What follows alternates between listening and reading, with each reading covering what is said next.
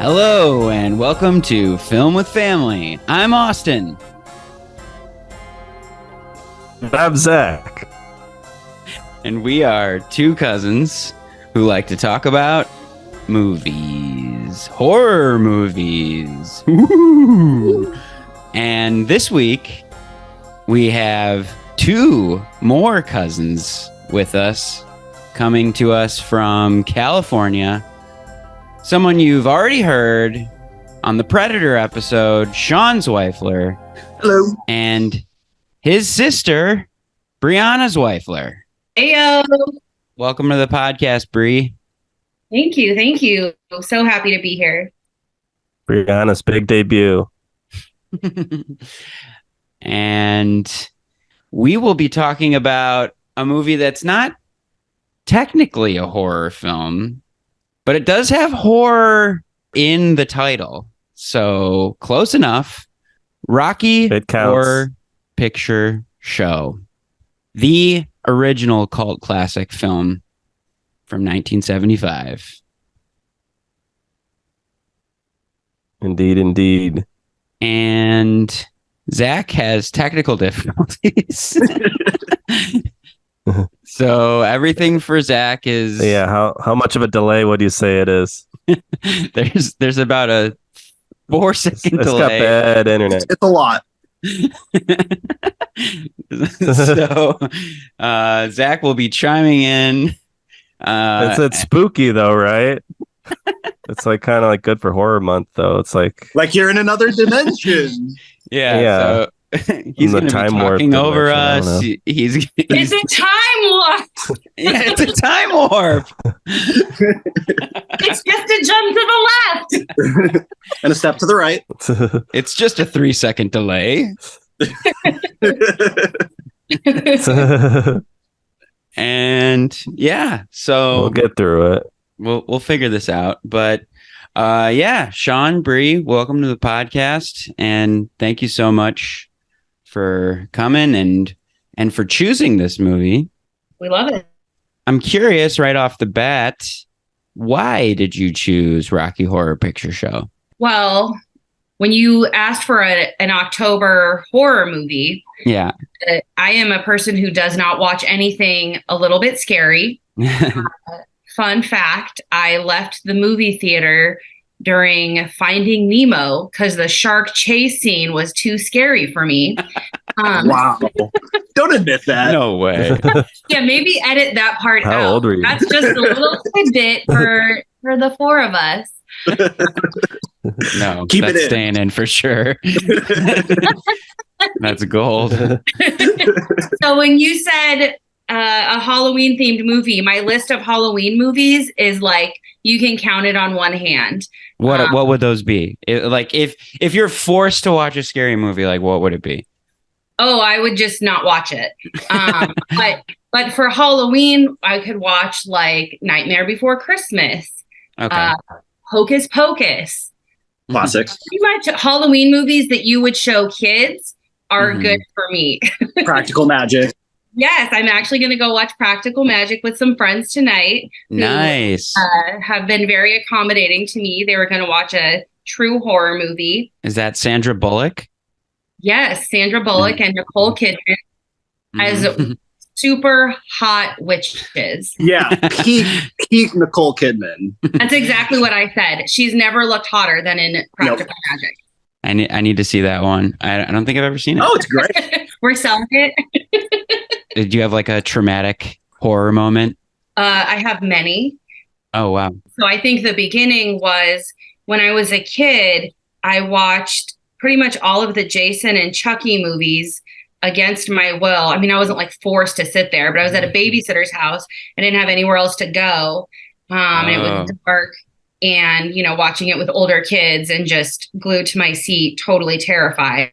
Oh, no. So that I think cemented it. And then there was another instance where my mom and Sean were watching The Shining. And I walked into the kitchen during the red rum moment. Yeah. It was a little bit compelling. And then I stood there behind the couch, terrified to move for the rest of the movie. That Danny was just freaking you out, the little rat. Yeah. What about you, Sean? Do you have favorite horror movies or a traumatic horror experience? Horror isn't my favorite genre. I tend to like, the supernatural, monstery kind of stuff. I really like The Witch. Is probably my favorite horror movie. David Eggers. Alien, The Thing. I don't know if those are quite horror movies, but those are like totally some of my favorite movies. The Thing for sure. I think The Thing is like probably one of the greatest horror films ever made. Yeah, no, it is like legitimately like really creepy and scary and deeply unsettling. Yeah, I mean, I don't like slashers. I don't like where the bad guy's a person. Although I did like Midsummer. I really like that one. Ari Aster. Yep. Good one. If you really want to talk horror, though, Troy is your guy. I hope you're going to do a pod with him for October. Well, he made our spooky theme song, so and it's great. I love I love the Halloween theme song. Yeah, no, we haven't dug into him. We don't have a plan to talk to him this month, but maybe if he's hearing this, he can submit a take two about his favorite horror films. He watches horror movies like on a Tuesday afternoon in February. Hey, so do I. Yeah, all year. I'm into that. Wait, hold on. So, Zach, can you hear us at all? Sometimes. I think Sean said alien at one point. Oh, man. This may just be a Zachless episode, I guess. Did he not say alien? He did say alien. We just said a lot of other things as well. Okay. We were talking about The Thing. Well, do you want to talk about the wedding? Why don't you say a few things about the wedding, Zach? Let's get you to chime in here a little bit. As of this record, last weekend, my brother got married. Woo! To Alexandra. I thought he was already married. Yeah, they technically already were legally married. They kind of eloped and signed the documents on their own. But this was the official ceremony with people, and it was at my parents' house. And they got married in the woods.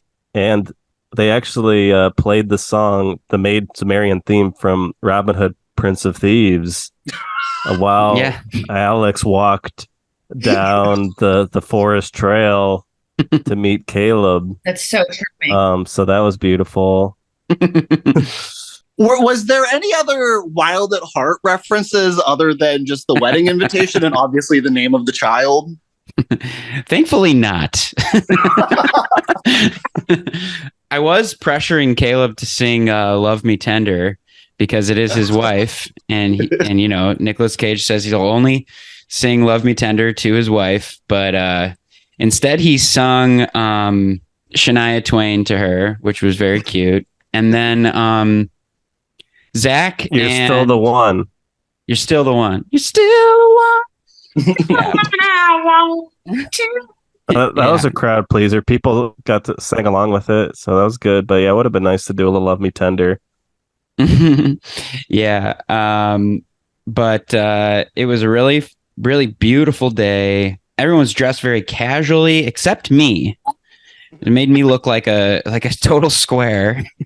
I was dressed in a full suit because it's a fucking wedding, and that's what you're supposed to do. But everybody else was like dressed in linen, and so everybody else looked like they were from Lord of the Rings, and I looked like a chauffeur. Yeah, I definitely saw a guy like in a kilt, and I was like, yeah, I didn't notice a dress code that would have made me in the wedding on the invitation. Yeah, I don't think there was a dress code on the invitation. Snakeskin jacket. Yeah. This wedding sounds amazing. Yeah, Zach made a really great speech. The speech almost didn't happen. Like, people were trying to leave because there was no kind of communication of what was going to happen. Like, if there was going to be speeches or if there's going to be music later, that wasn't really communicated. So there's kind of like hours after the ceremony. And then like people were like trying to leave. Grandma's like, I want to go home. But I was like, I haven't even done my speech yet. Yeah. But it all happened. It was a great day. Congratulations to Alexandra and Caleb. Really happy for you both.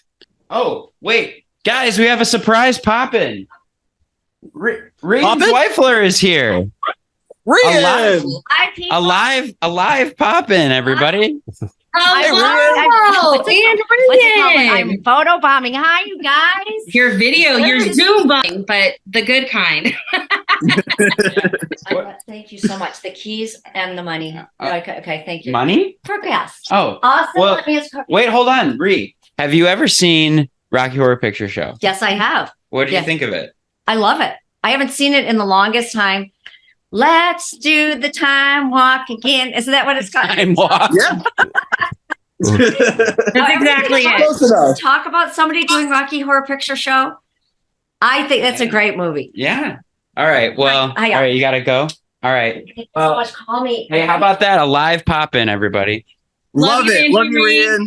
Rian. Love you guys. All right. Bye. I heard about the back door. A film with family first. The live pop-in. Let's do the time walk again. Oh, Rian. Classic Rian. That's the lyrics from now on. Sorry. There is a wedding in the movie, though. You know, so the wedding talk. There's a little connection. There's to the actually movie. two weddings we noticed. It was so fun watching the movie okay. with so much more attention to detail. Yeah. Wait. What's the second wedding? At the end of the scene where Rocky gets introduced, as they're leaving, it's like a wedding where people are like throwing rice and there's like the wedding music playing and they like go into their like bridal suite. And they call it the bridal suite. Oh, okay. Yeah. I don't know how I missed that. Yeah. So let's get into the movie, guys. You've seen all kinds of movies, but you've never seen anything like the Rocky Horror Picture Show. Let's do the time warp again. Let's do the time warp again. The Rocky Horror Picture Show is wonderfully weird. I'm your new commander. You now are my prisoner. They're probably foreigners with ways different than our own. It's fabulously freaky. It's a trip to transsexual Transylvania. The Rocky Horror Picture Show. Transsexual Transylvania. The story is strange. But tonight is the night, and my beautiful creature is destined to be born! The songs are super.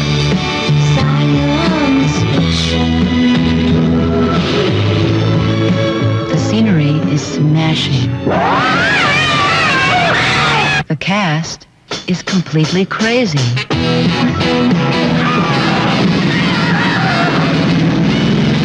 This isn't the Junior Chamber of Commerce, Brad. There's a mad scientist named Frank N. Furter. Come up to the lab and see what's on the slab. Well, so actually, I want to circle back. You had asked why Brie picked this, and I think right. I'd say probably the most important reason is this was our mom's favorite movie. Oh, okay. Which was why I wanted to do this episode with Sean. Okay. That's great. So was your mom like a shadow caster? Would she like go out and perform the song like live at the movie and stuff like that? Well, she would dress up. She would dress up as Magenta. We have some really great pictures of her as that. Oh, and go see it live. That's awesome. Do you know what your mom's like history with the movie was? Like how she got turned on to it or why she loved it so much? Well, it's very gay. Well, there's that. Yeah.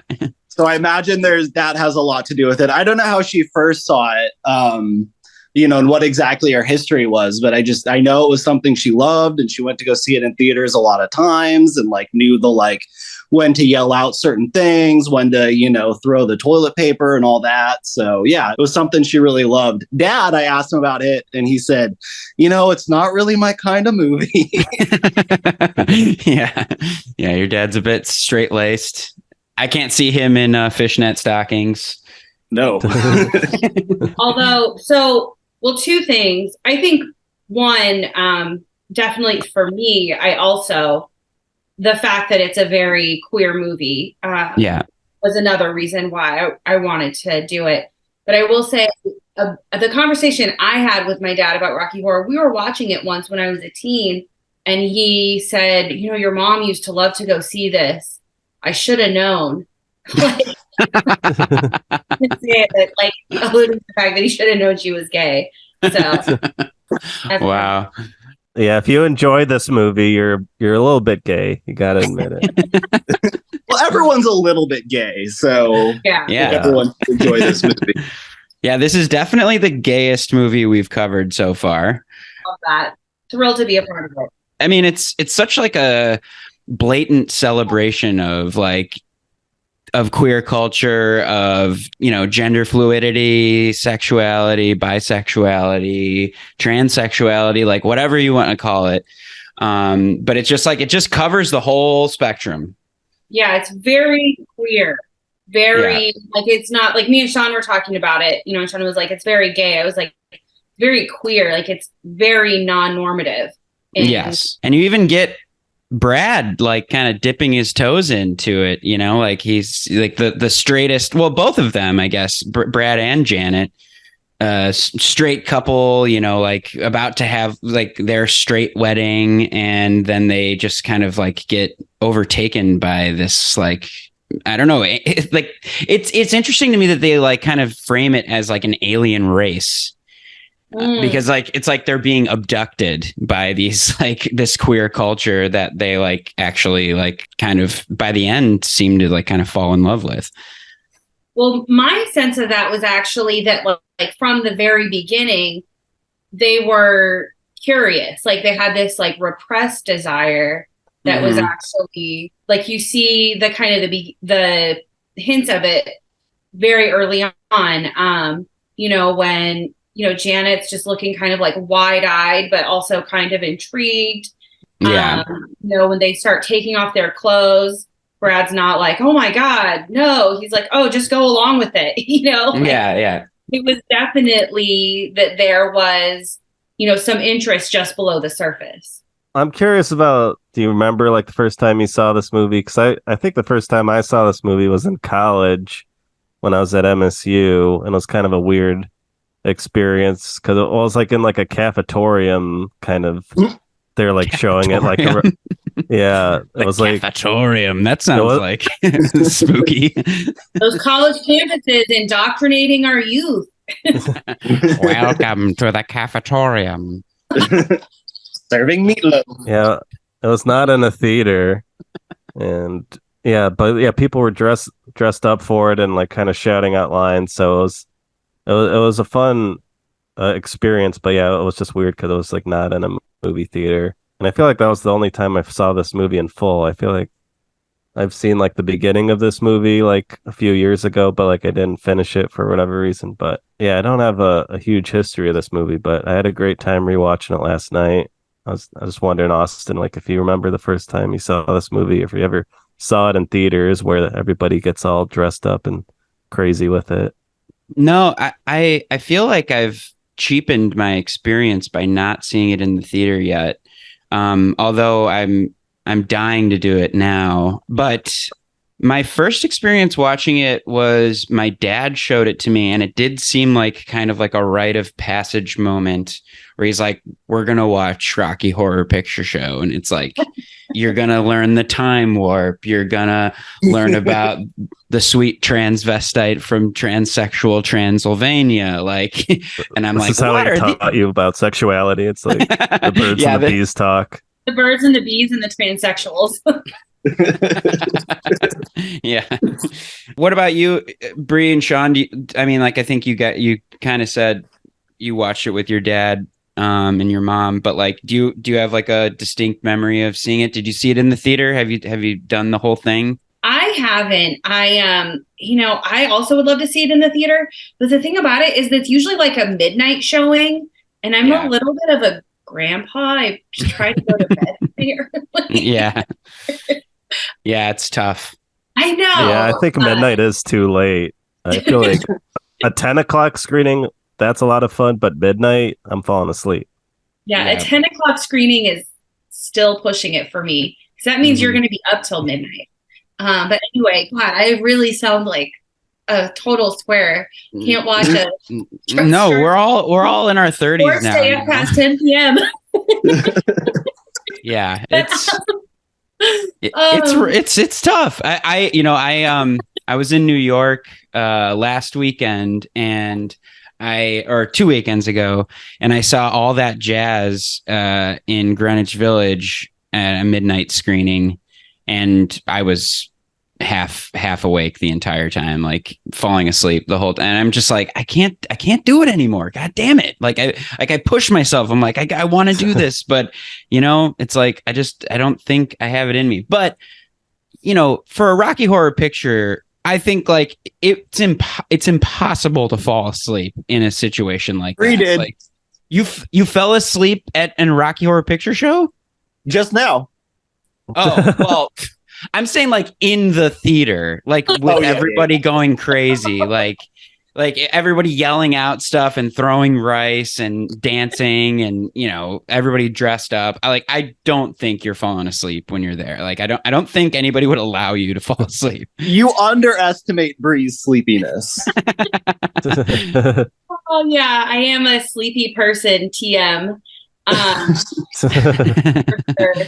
Mm-hmm. That's so funny though. Sean's like, Bree did an hour ago. Yeah, it's cool that you guys are together. You got to watch this movie together for this. That's cool. Yeah, we did. But I think the first time I saw this movie, I think it was with my mom when I was a kid.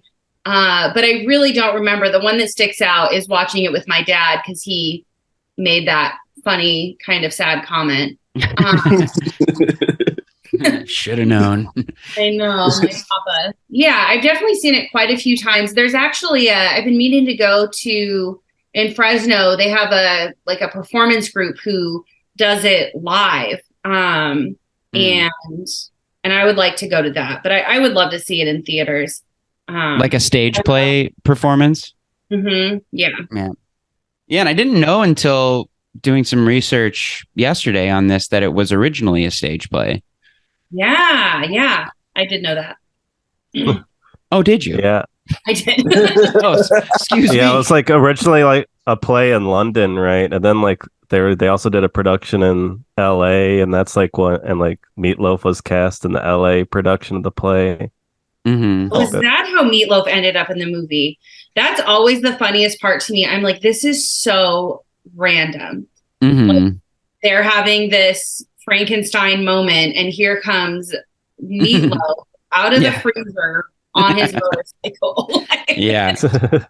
Well, and he does one song and then gets killed. Like, it's just so almost like a complete non sequitur. It was just like, why? Yeah. And it's one of my favorite songs in the movie. I mean, there's so many good songs in this movie, but it's up there. Whatever happened to Saturday night when you dressed up sharp and you felt alright? It don't seem the same since Cosmic Light came into my life. I thought I was divine. I used to go for a ride with just go and listen to the music on the radio. My saxophone was blowing on a rock and roll show. Climbed in the backseat, really had a good time. I was duty, bless my soul. Really loved it, rock and roll. I was duty, bless my soul. I really love rock and roll. I was duty, bless my soul. I really love rock and roll. I was duty, bless my soul. I really love rock and roll. How many songs do you know that have the lyrics "Hot Patootie"? Can't go wrong. Sean, what was your first time seeing this movie? With my mom, I was probably about 10, so I feel like this probably went way over my head. Yeah. And then I got the soundtrack CD and would listen to it all the time. I mean, it's There's so many good songs on that in that movie. Mhm. And I've seen it, a few times since. I've never gotten to see it in theaters, unfortunately, and would really like to have that happen. I mean, it sounds like Zach is the only one who's, seen the movie with all the participation. Yeah, I guess that's true. Did they because I know that when you see it for your first time in that you're labeled a virgin and I think they write a big V with lipstick on your forehead. Did that happen to you, Zach?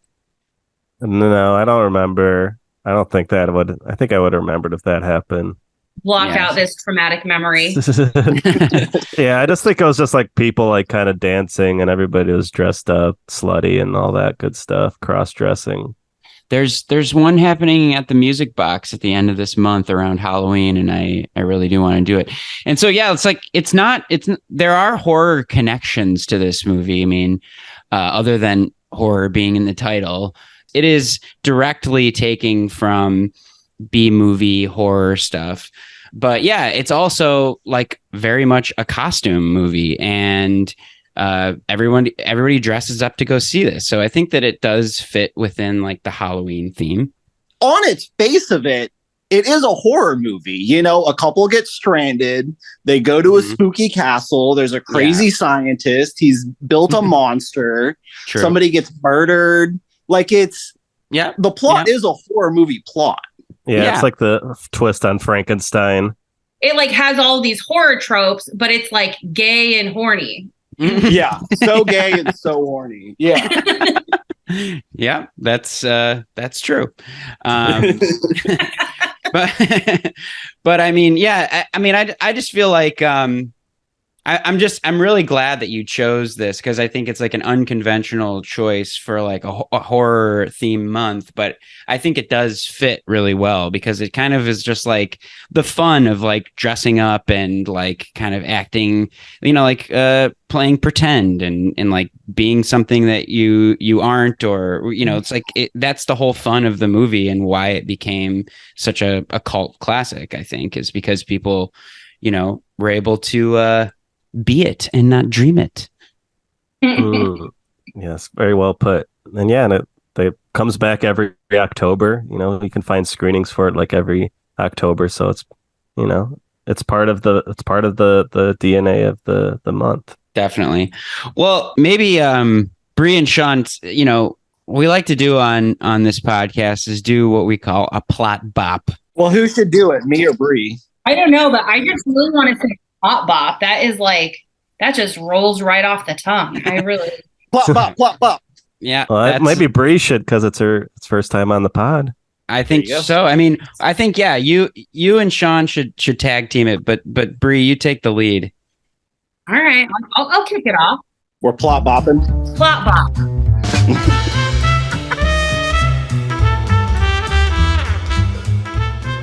So the movie opens with a wedding. It's some friends of our lovely straight couple, Brad and Janet. Mm-hmm. And they're so moved by the wedding that they get engaged and erupt into song. The river was deep, but I swam it. Janet. The future is ours, so let's plan it. Janet. So please, don't tell me to can it. Janet. I've one thing to say, and that's damn it, Janet. I love you. Janet. The monotone will back up vocals on Janet. Yeah.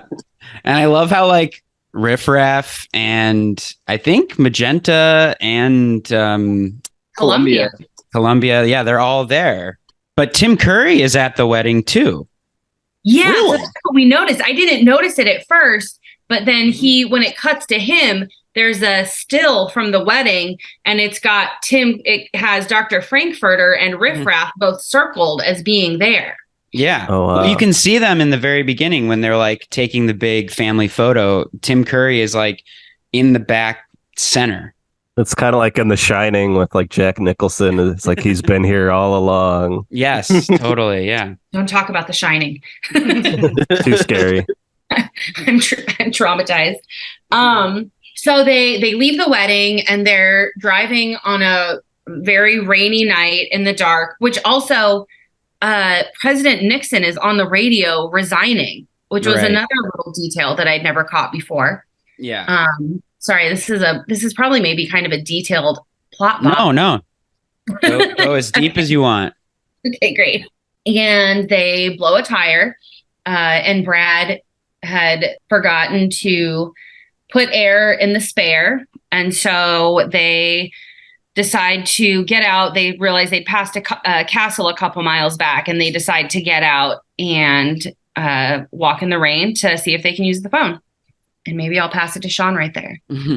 Get an umbrella, you dumb bitch. I know they get to the castle and they're just like standing there under their newspapers getting soaked, singing a fucking song. I'm like, Yeah. you guys, go inside. Well, that's apparently what you're supposed to yell at the screen when she walks out with the newspaper. Get an umbrella, you dumb bitch. Are you serious? Yeah. Or you cheap slut. Yeah. Oh, that's it. Yeah, you cheap slut. And then I think when Brad pops the tire and he's like, "Oh, I meant to get a spare," everyone goes, "Asshole!" All right, so they get to the castle, and Riff Raff opens the door. He's being very weird, but eventually, lets them in, and they go up to the room where all the party guests are there, who all look kind of like new wavy. I thought it was actually really interesting. It felt like a little like before its time. I don't know, like Yeah. kind of punk, Totally. new wave kind of style, but like predating all that. Yeah, But- totally. And so then they go into the time warp, which is amazing. One of the like highlight songs of the movie. Wait, what is the time warp? It's just a jump to the left. With your hands on your hips.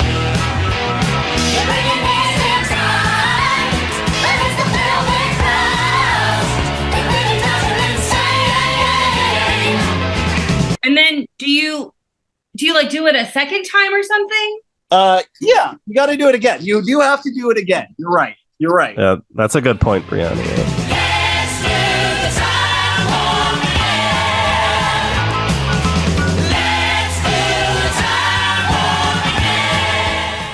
Again. I do like that the narrator guy, he's like kind of like showing you how to do the time warp. He like pulls down like a little slide. Yeah. Really reinforces the moves of it.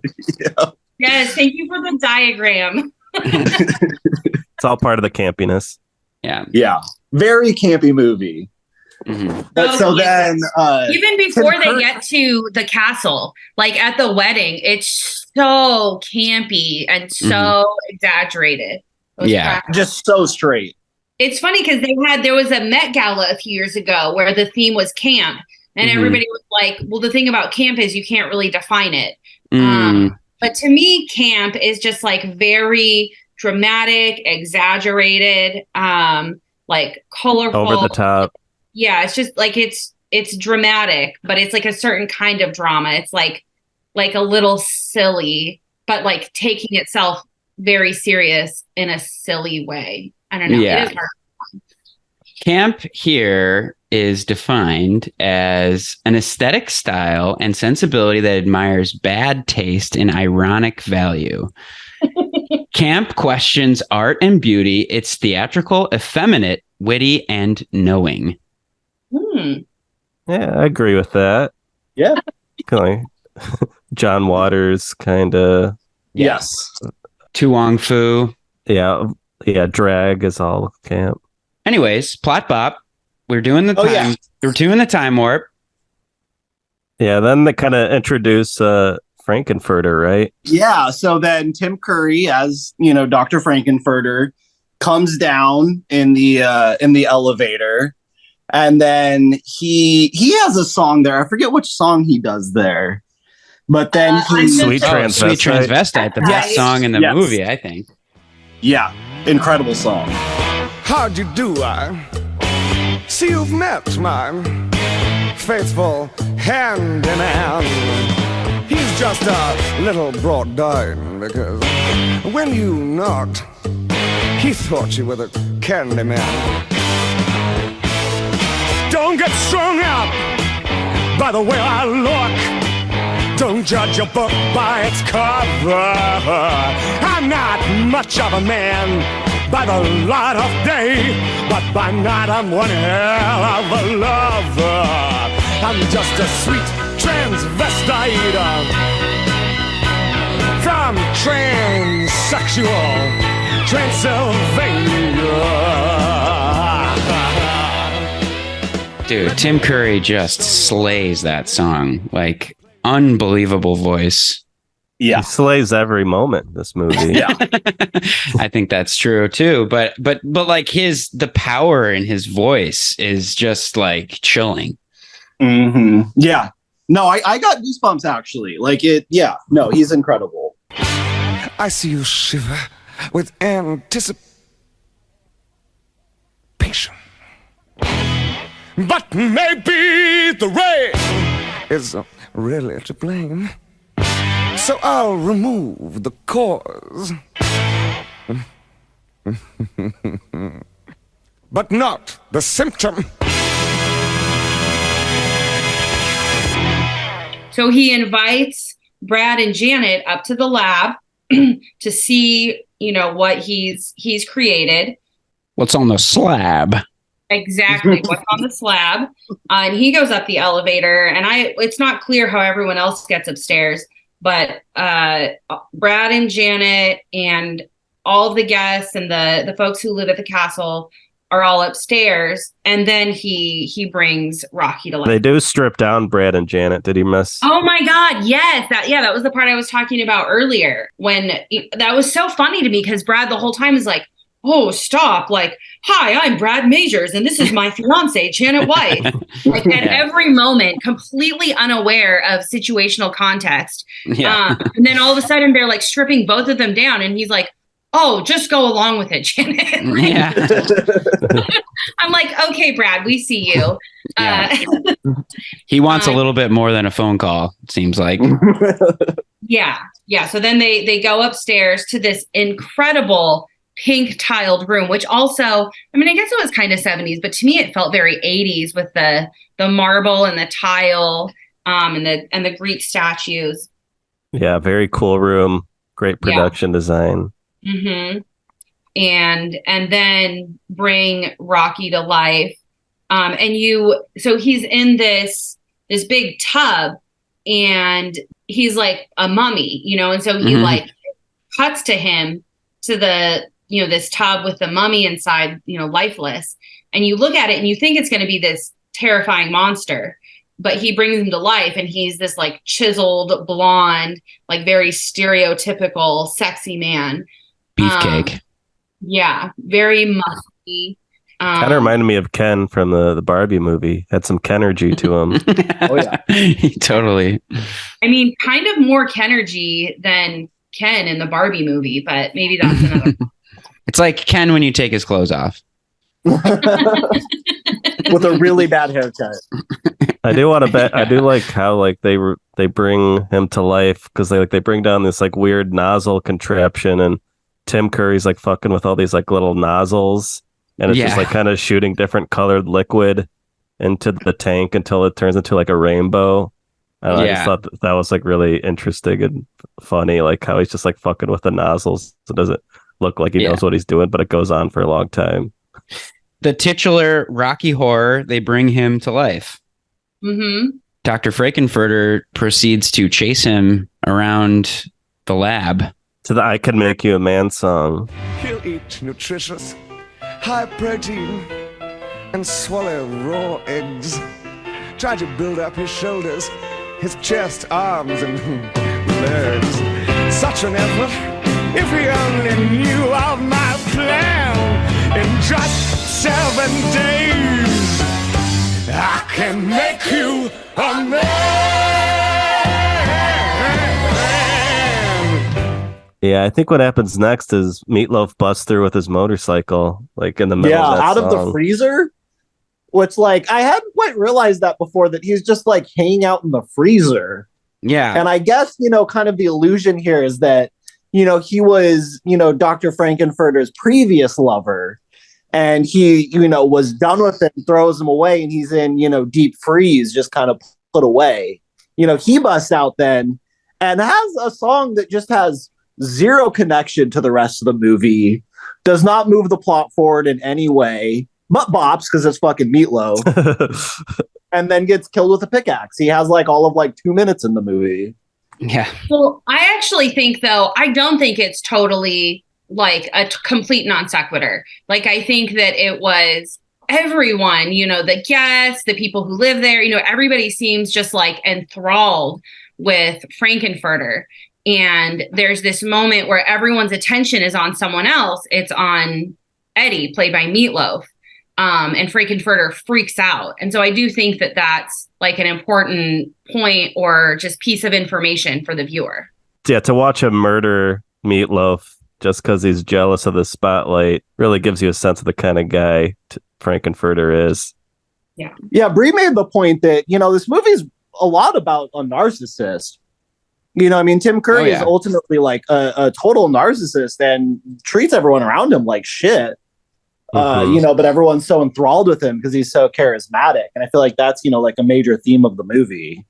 He expresses his power in the next scene quite scandalously, where Brad and Janet go to their separate rooms and they are wait, there's one more plot point before that. Okay. Although I love that part. But Frankenfurter and Rocky get married and they go to the bridal suite. That's kind of that's how things close out after the murder. So it was a little bit of murder, a little, wedding night foreplay, and then they get married and they go to the bridal suite. Gotcha. And then Brad and Janet go his wedding night nightcap. A double. Yeah, Brad and Janet go to their separate bedrooms and are both seduced separately. And it's very 70s in that like both of them are like, no, get away from me, stop this. And he eventually like overpowers their like, resistance / pushes past the bounds of consent, which I feel like comes up in 70s movies all the fucking time. Yeah. Which was it's a little uncomfortable for sure. Yeah, I was uncomfortable when he was doing it to Susan Sarandon, but then like when he does it later with Brad, then I was like, oh, this is great. The previous scene is now retroactively okay now because he did it with him too. Well, and it's interesting that it's the exact same set of lines, basically, both out of Dr. Frankenfurter and Brad and Janet. Like it's like the same dialogue. Yeah. And it's shot the similar way in like silhouette with and the rooms look identical. Like it's very interesting. So then what happens next? Riff Raff and Magenta go and start fucking with Rocky. Rocky's sleeping in the bridal bed, and they go and pour hot wax on him with a candelabra. Riff Raff does. Right. And, Rocky goes, he's chained to the bed also, which I didn't realize. I was like, what's going on there? But he breaks his chains and runs off. Magenta sets the dogs on him. You see him running outside in the rain.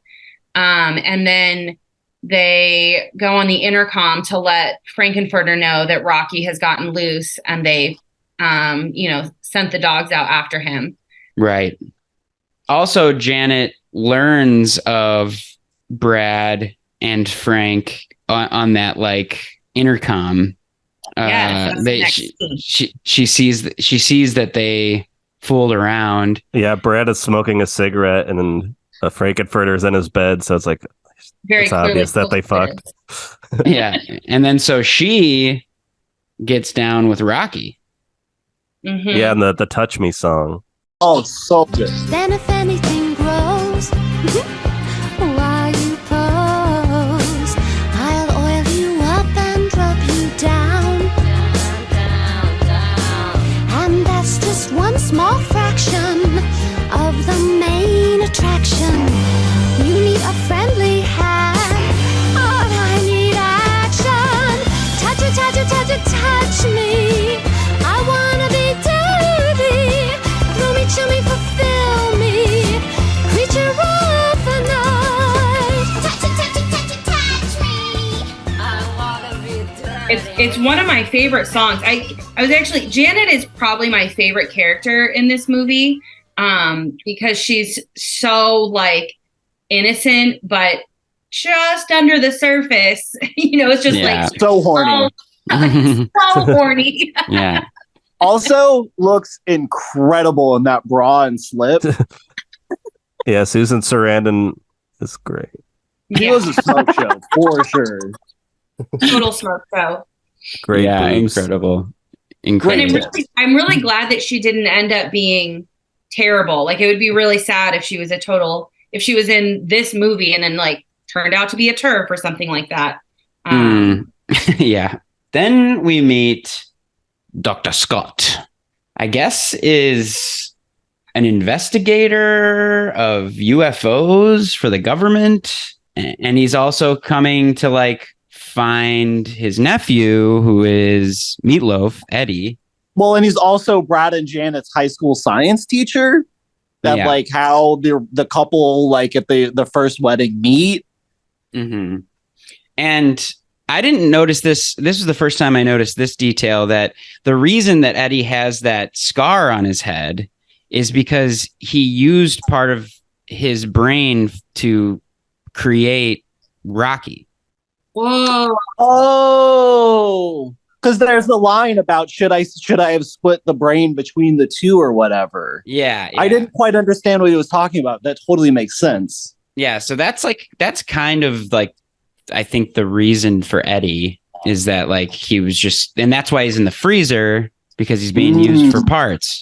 But I do like how the Dr. Scott is introduced, because he's like in a wheelchair, and like somehow like Tim Curry kind of like releases him, and then his like wheelchair like shoots up stairs and Yeah. just like zooms around this entire house in like this really silly way, and it's like got like sitar music. Mhm. I was cracking up at that scene. Just Well, and then ridiculous. like he like goes around all the stairs, like goes around Magenta and Columbia, and then just bursts through the wall. Yeah, it's hilarious. But it was a magnet. That's how we got him up there. Frankenfurter like pulled some really strong magnets. Yeah. Okay. Yeah, it's great.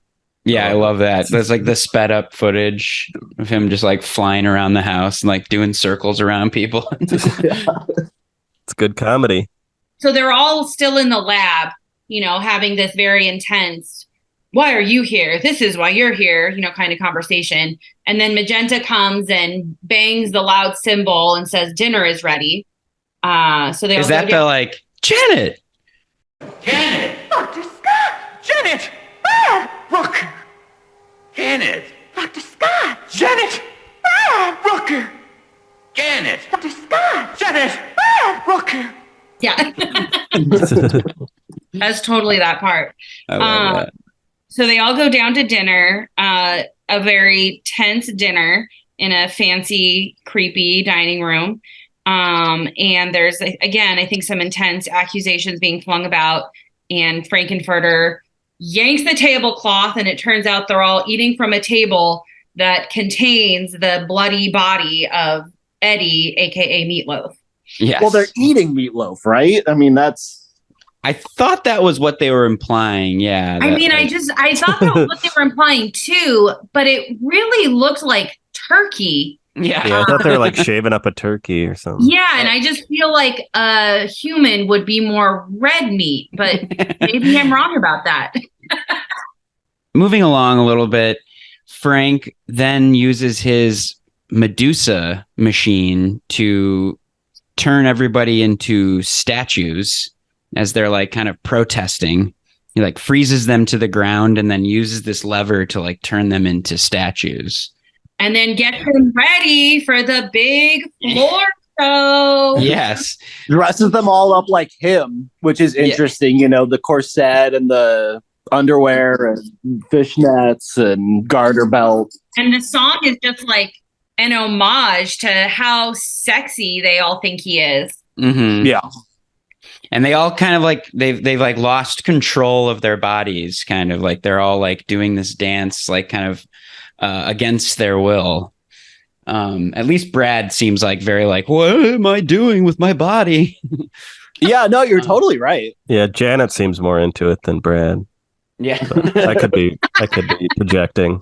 That's Well, I think that's just kind of the general vibe of the movie. as I was gonna Yeah. say, yeah, like that's kind of the vibe going through.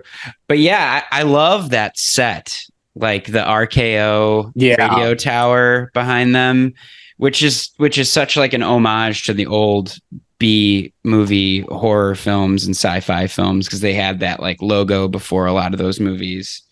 Well, then also, well, I'm skipping ahead here a little bit, but there's like the King Kong reference. When Rocky Horror like climbs up with Dr. Frankenfurter like up to the top of the tower. Yeah, it's a good bit. And there's also a pool there. They're all boning in the pool and very horny movie. Very horny, very gay. But I do love that song. Don't Dream It, Be It is such a beautiful song, and it kind of like brings a tear to my eye. I was thinking that too. Don't dream it. Be it. Don't dream it. Be it. Don't dream it. Be it. Don't dream it. Be it. I feel like that song kind of encapsulates what like brings people into this movie and like makes people like identify with it, especially like queer culture, where it's like there are so many people out there that are, you know, repressed in who they really are, and they're like dreaming of who they are, and like this song is like, just do it, just be who you are, you know. It's just like a really beautiful song. I was thinking the exact same thing when we were watching it, that all the other songs are like really fun and but more plot focused, and that song was much more like the emotional, spiritual core of the movie. Totally. I was also very, very moved about it. And it's just this whole idea of freedom, you know, being free to be who you are and be really aligned. And and I was also very moved. And then Riff Raff and Magenta burst into the theater. The big reveal. In this incredible old school sci-fi costumes with a So weird good. little trident laser gun.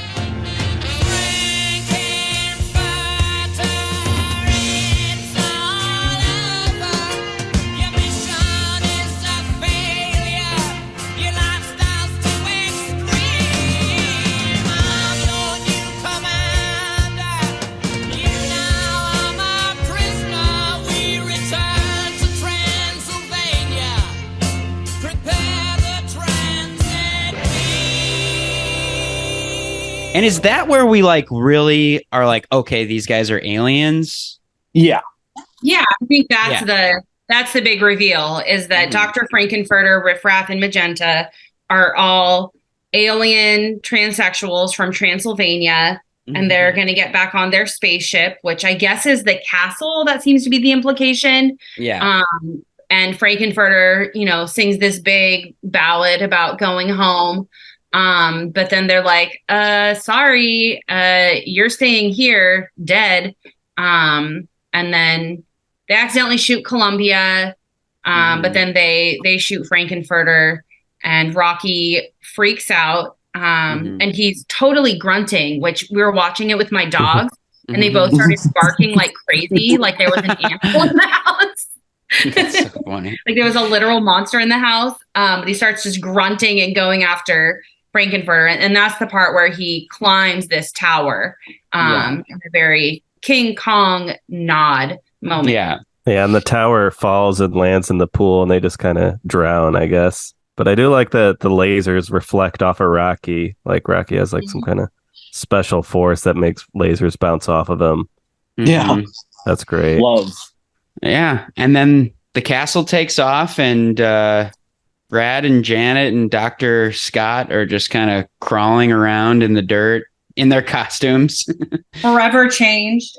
Forever changed. And the narrator says something about like the human race being equivalent to insects.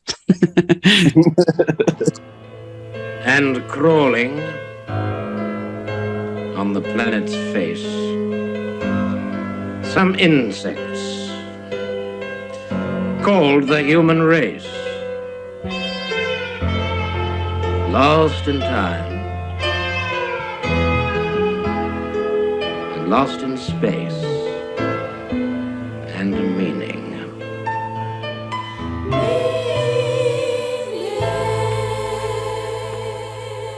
Yeah, then it like shows the globe, and then like that shitty image of the globe is like over the credit sequence. Mm-hmm. That's the movie. Plot That's bop. the movie. Plot bop. Plop bop. Great job. I guess we just kind of talked about it, like what the like kind of thrust of this film is, or the pelvic thrust of this film. But like, what do you guys? I mean, because I feel like as incredible as this movie is, it does feel kind of all over the place. It's like it's hard to kind of like attach a thread through the whole thing. But like, yeah, like what does the movie like mean to you? Yeah, it's a great question, because it absolutely, thematically, it is definitely all over the place a little bit. But I do think that something that stood out to me is that it's a lot about desire, and the spectrum of desire, that on the one hand, you have these very repressed, young straight couple, Brad and Janet, coming in, may have like lived their whole lives just being very married and hetero. Sean pointed out that there was a sign, or it was on the car. No. Right? Yeah, the car at the wedding that the bride and groom leave in says, she got hers, now he'll get his. The implication being like, she wanted the wedding, he wants sex. Like, a women don't get, sexual pleasure, men don't enjoy, romantic relationships. Yeah. And so it's just like, this is how, repressed and like, a straitjacket that like straight society is. Yeah. Yeah, and you can't have sex till you get married, kind of thing too. You got to wait for marriage. Yeah, it's interesting. Yeah, and like this, the play was originally called "They Came from Denton High," so it's like it was originally supposed to be all about Brad and Janet. Like they are supposed to be like, and they kind of are like the central characters and like how they changed. And I think Richard O'Brien, like he's said he wasn't putting a ton of effort into this movie, like, or into the play when he was originally writing it. Like he compared it to like writing like playing with a crossword puzzle. It was the very first thing I'd ever written, and I didn't even see it as writing, really. To me, it was just like doing the crossword puzzle or painting a picture, making a collage. I just wrote some songs. I wrote some songs which I liked, and I wrote some gags which I thought were funny. I put in some B-movie dialogue and B-movie situations, and I was just having a ball. That's what makes it special, I think, is that it doesn't take itself too seriously. Yeah, absolutely. That it doesn't take itself too seriously. It's what makes the music so just like fun and charming and kind of going in a lot of directions, but it's very fun. Yeah. Yeah, I forgot how many songs there were in this movie. There's just like so many songs we didn't even talk about. Every scene is like a new song. Just to go back to the piece about desire, is that I think, that Dr. Frankfurter is the other end of that spectrum of just desire gone completely berserk, to the point of, controlling and manipulating everyone around you to satisfy, all of your desires. And even then you can't really be satisfied. I was just thinking about that kind of thread. He's the mad scientist. Yeah, and that's the other thing that's interesting about this is that originally they were not going to like do all of the costumes that we see. Like Dr. Frankenfurter was just supposed to be like a guy in a lab coat. But the costume designer had seen Tim Curry perform before in drag, and she was like, "You look great in a corset and 6-inch heels. Like, why don't we do that?" And he was like, "Okay." Like, so, and I think she only had like $400 to make all those costumes. That checks out. Yeah. I mean, I think she spent most of that money on glitter, like like his, and he comes down the elevator and he's in his cape and his platform glitter Mary Jane heels. It's just, chef's kiss, perfect. Yeah, incredible. Yeah, I would say this movie is about, it's okay to be horny and it's okay to be queer. And I feel like that's like, I don't know that there's too much more to it. Yeah. Yeah. I think that's it. All right, pod over. Yeah. All right. What do you think, Zach? What it means. I mean, I guess the "Don't Dream It, Be It" song really kind of encapsulates what the movie's trying to say. Don't pretend to be a horny freak. Just be a horny freak. Yeah. Let your freak flag fly. Yeah, I do like that song is kind of, it gives me some David Bowie vibes too, the way he's singing it. Like, it's just like kind of sounds like Bowie to me. The whole movie is Bowie vibes, and apparently the makeup artist also did Bowie's makeup for Ziggy Stardust. Oh, wow. Yeah. I didn't know that. That's cool. Yeah, the design, but Tim Curry did his own makeup like every day, like with like 4 hours doing his own makeup. Yeah. I do love how his makeup looks when it's like he's like crying near the end, like the "I'm Going Home" song, and it's all runny. Like he looks great with the runny makeup. Looks really good. Yeah, I didn't realize that Tim Curry was a drag performer. Yeah, I mean, he was a he was a theater performer in London, an actor, and I think that he had just done some plays that had some drag in it, and that was where like the costume designer had seen him wear some drag in it, like a previous play or something. But yeah, I mean, this was Tim Curry's first movie. Yeah, he's not in too many movies. I know him. I was gonna say, what else is he in other than Home Alone 2? I know him from Muppet Treasure Island. That was a big movie for me growing up. He plays Long John Silver in that movie. He's amazing, campy in that movie too. He has some great songs in there. He's also in Clue. Yeah, that's what I was gonna say. Oh, okay. He plays the clown from It in some iteration of that, like a miniseries from the 90s. Oh, of course. Yeah. The original miniseries, the original It. He's It. And he has it. He has it, and he is it. Yeah, he has quite a range. Yeah, he's great. Susan Sarandon's great. Susan Sarandon's incredible. Yeah. Oh, you know what else? Who else he is? Nigel Thornberry in The Wild Thornberrys. Yeah. Oh man! Don't let the far right fanatics get a hold of tidbit. Yeah.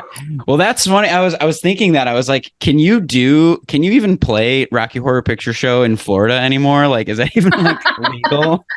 Probably not.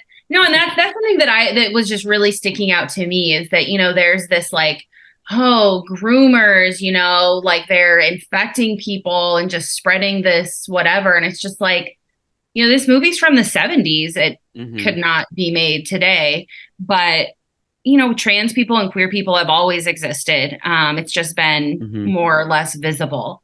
That was definitely something that I was reflecting on watching the movie. Yeah, I was fascinated. I tried to do some reading and see what, the reception to this movie was like. And I didn't see anything about like boycotts or protests or anything like that I assumed would have happened. So I thought that was really interesting that it was just kind of like put out there as like, I mean, this is like what, 5 years after Stonewall? Like, yeah, I heard it flopped on release or like when it was released. Like, oh yeah. It didn't do well, but then I don't know how long it took for it to be reclaimed as like a midnight like cult classic or whatever. After about a year of the movie coming out, it started gaining traction doing these midnight screenings in Greenwich Village at the Waverly Theater, and that was where it kind of all started. And then it like, kind of migrated to San Francisco, and the rest is history. And I think it holds the record of being the longest running theatrical film like that's like in theaters, that has been in theaters like the longest of any movie, because I think that it's been every year since 1975 it's been showing in cinemas. That sounds right. I do want to see like what are all you guys favorite songs from the movie. I will say I think my favorite song is science fiction double feature, which we didn't talk about in the plot up, which makes sense because there's no plot to it. But just how the movie begins with the Lips singing this song, I think that's the peak of the movie for me, and it's all downhill from there. But not in a bad way. But it's just I just love that sequence and that song so much. Science fiction, double feature. Dr. X will build a creature.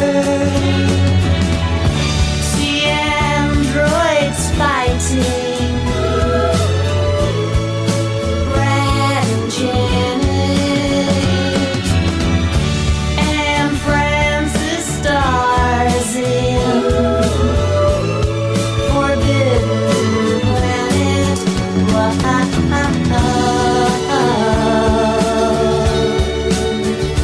At the late night double feature picture show. So those Lips are Patricia Quinn, who plays Magenta, and she sang it. And one of the main reasons that she like wanted to do this movie, or that she signed on to this movie, was so that she could sing that song. She loved it so much.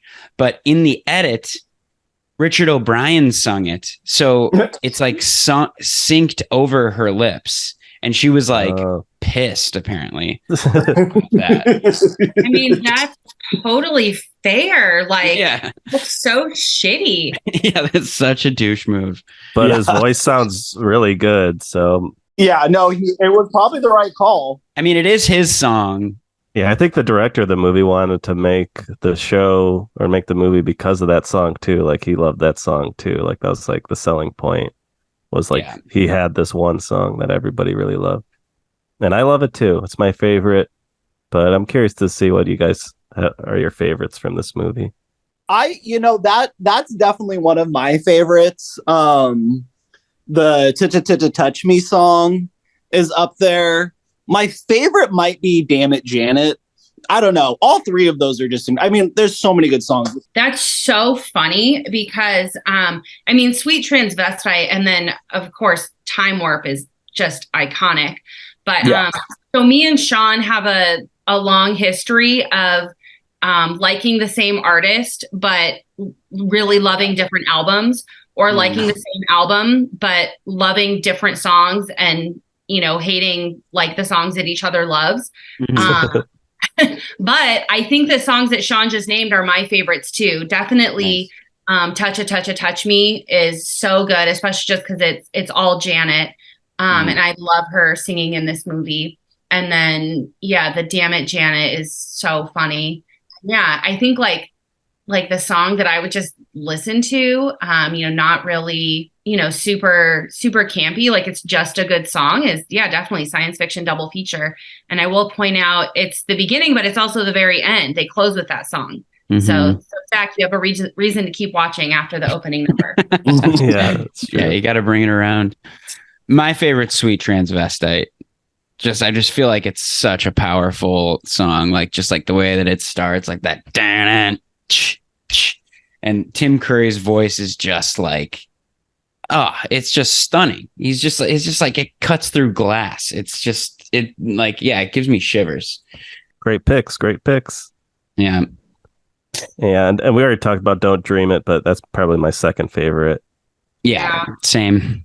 That song, probably hits me emotionally more than any of them. Yeah. And I love that cool top-down shot of like him in the pool, like in the floaty in the pool, and like it zooms in.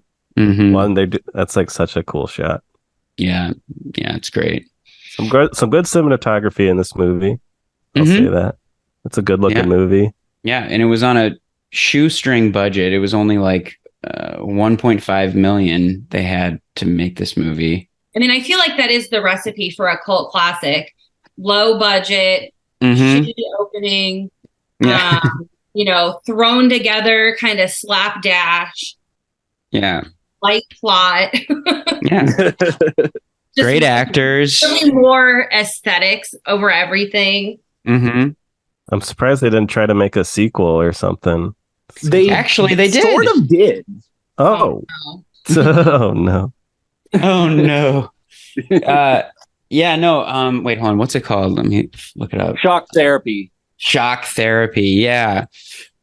Oh yeah, on Letterboxd it says Janet and Brad Majors, unhappily married, are separated after appearing on a game show.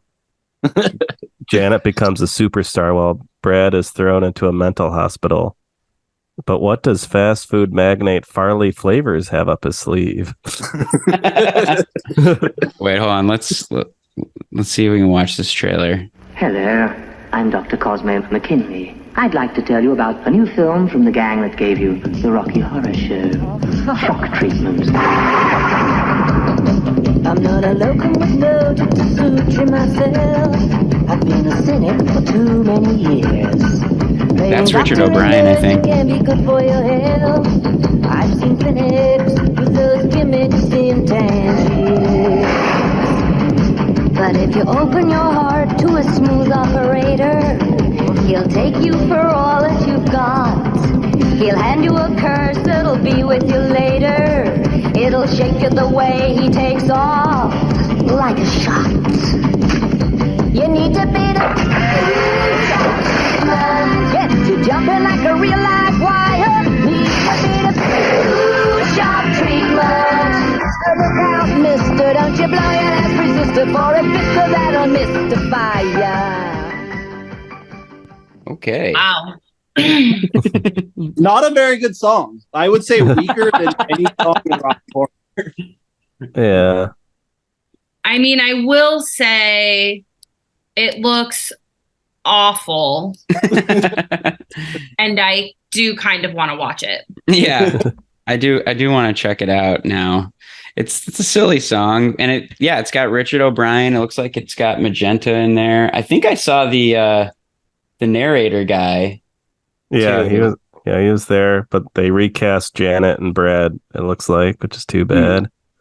Yeah. Interesting. I'm looking at the cast list. I think it also has Columbia in there. I think that's who that is.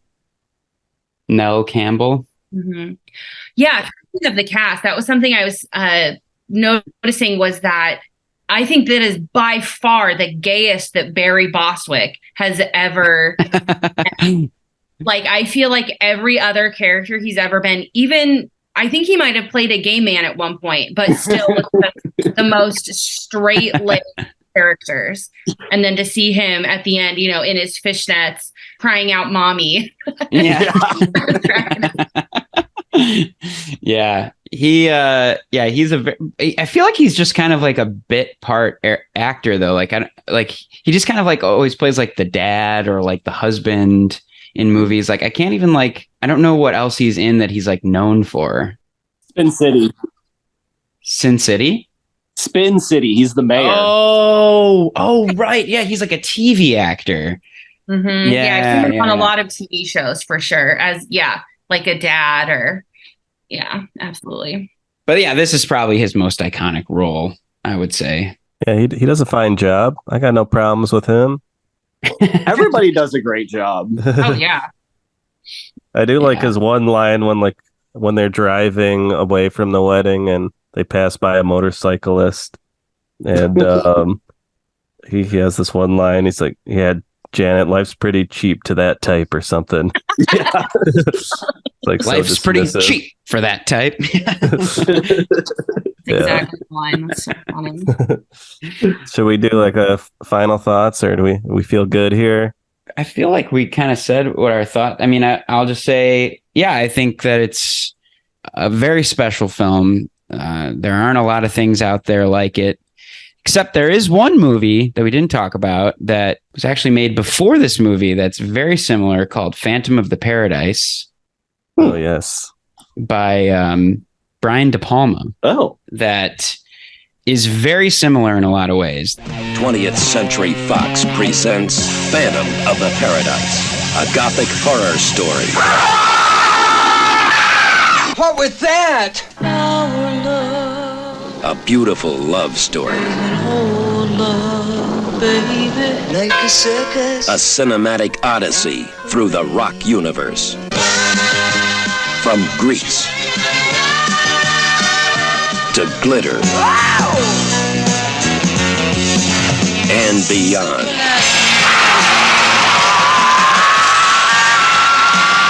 The story of a sound, the man who created it, the girl who sang it, the monster who stole it, and the phantom who haunts the paradise, the ultimate rock palace. I would definitely say check that one out. If you love Rocky Horror Picture Show, you will love Phantom of the Paradise. Huh. Yeah, I'll second that. Yeah, you turned me on to that movie, and it rules. It's got great songs. It's a great rock opera, and I feel like it has some horny stuff to it. Not as horny as Rocky Horror, but it's a good ass time. Yeah, and it's a great movie. But Rocky Horror is a classic, and it's everyone should see it at some point in their life. Do feel like it's sort of a rite of passage movie. Great movie, very horny, very queer. That's my final thought. Yeah, and it's nice that, has your connection to your mom. Yeah, it's really cool. Who sadly passed away years ago, but it's great to reconnect with people like, through movies, Yeah. Absolutely. Bree, do you have any final thoughts? Nope. Just now thinking about my mama. Yeah, film with family. There's family here and connecting with family not here. It's such a fun movie. I'd never watched it with a lot of attention to detail, and I feel like I noticed and learned a lot. So it was a really good time. Thanks for asking me to be on the pod. Of course. Yeah, no, this is such a good choice. I feel like it's an essential film. It's a great thing to have in the film with family canon. And it's great just to hang out and joke around with you guys.